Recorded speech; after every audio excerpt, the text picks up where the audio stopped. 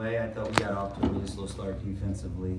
We did not do some of the things that we were supposed to do, and it propelled them to a decent little lead early on. But our kids didn't panic. They responded to it, and obviously, they could score the basketball. And once we figured out really what Ohio was trying to do, we did a much better job of generating longer closeouts for them and being able to take care of the ball better than what we did early. So congratulations to our team for stepping up, and then obviously making shots, making a lot of shots. But this team is more than capable of making wide open shots, and that's pretty much what Ohio was giving us based on how they were playing.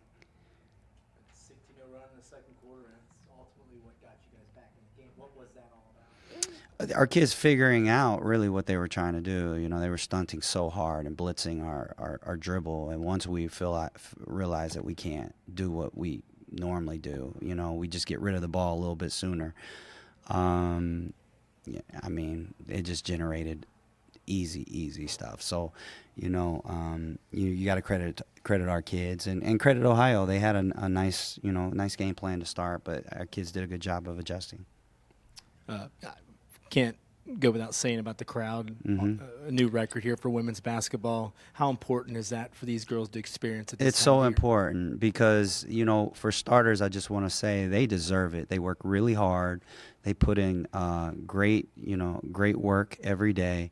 And they represent this university proudly. And, I know that they're proud to be Red Hawks. And we just want our people to be proud of us. And the best way you can do that is by showing up. And these kids, this crowd showed up today in a big way. They came early, and, it's exciting. We know what it's like. We've been on the road a lot, kids' days and special days, promos, and we've responded on the road. But there's something to having the extra energy, because some days you might just be a little bit flat. But they push you, and today was kind of like one of them early on for us. They really pushed us, and we needed it. 11-0, 11-game winning streak, top of the MAC. How are you keeping the kids grounded?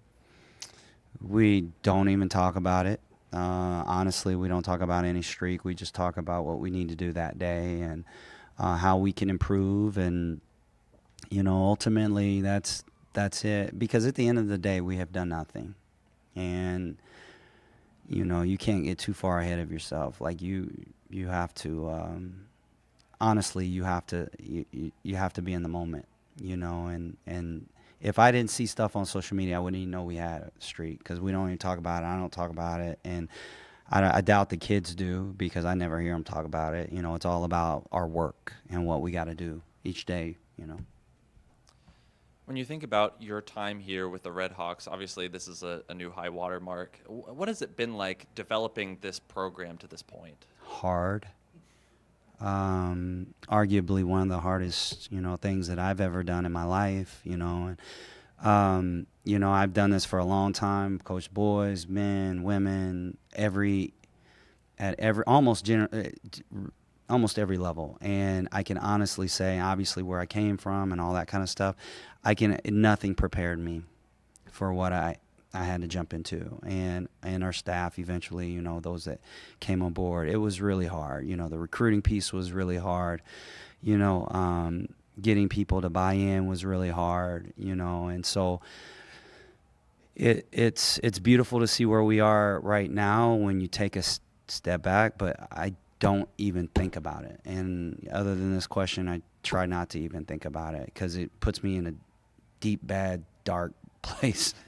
And I don't want to go back there. So I just, we're happy right now, and I want to stay happy. Good vibes, positive vibes. So.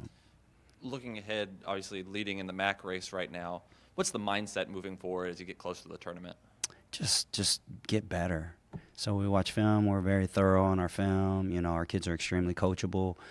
They listen. They just simply want to be better for themselves and the team, And so that's all we think about. How can we be better? Because every game is different. These kids are still learning and growing within our system and even as players and people. And so there's so much teaching involved. And, you can't really worry about the future. You can only really worry about right now because the future doesn't matter if you don't handle right now. And that's the message pretty much on the daily, as far as how we go about our business. You had 17 made three-pointers today. What is it about this team that helps shooting from that distance? Passing, intelligence, being able to read and react and think and be able to apply, things that maybe we've done in the past or they've seen on film and be able to do it on the fly and talk about it. And, also I think another thing is just communication. People talk about talking and communication, being able to listen and being coachable and just being able to know that everything is not like a sensitive moment. Like, it's high pressure. It requires, intensity. And so the listening part is crucial. And, we talk about listening all the time. And I think today was an example of where that was applicable. Our kids did a great job in their response. You came in here first year at Miami. Did you ever expect to see Millett Hall packed like that this season? Sorry, what was that? Did you ever expect to see Millett Hall packed like that this season? No, I never expected that. I mean, even throughout the year this year, J-term doesn't help, but going from a couple hundred fans to a couple thousand, I know all of us really appreciate the support from the community. It's huge. It makes a really big difference, so we really appreciate it. And then Coach mentioned having a slow start, but then picking it up in the second quarter. What was the conversation like at halftime to come out and play strong defensively as well? Yeah, I think the whole conversation at halftime, and always the conversation at halftime, is we got to pick it up defensively. And he was right. From the first quarter, I think we had a lot of turnovers, which led to them getting points offensively. But it's all about defense. Coach says it every day. It's all about defense. So we came out of halftime, and we knew we needed to get stops, and stops leads to offense. So. Amber, how did you see your performance today developing throughout the game? Yeah, I think the biggest thing was my teammates found me when I was hot. I give all credit to my teammates. I'm not scoring the ball like this without them finding me. So. You got 5 double-figure scores. It's anybody, any day. Is that kind of how it's been for you guys? Yeah, I think it's just you got to be patient. You gotta wait your turn. Some days Ilsa's hot. Some days Charter's hot. Like some days. People off the bench are hot, and I think it's just all about being patient. When your teammates find you, your teammates find you. And I'm going to ask you as well, how do you guys stay grounded on having the season you guys are having right now? Yeah, I think biggest thing is Coach Bach says every day, we haven't done nothing. And I think just going into practice every day, like acting like we're 0-10, or 0-11, whatever it is. I don't even know. Like, we just come into practice every day, and we're grinding. We're probably going to come into a film session tomorrow, and Box may rip us all apart. It doesn't matter if we won by 20. So that's how we stay grounded.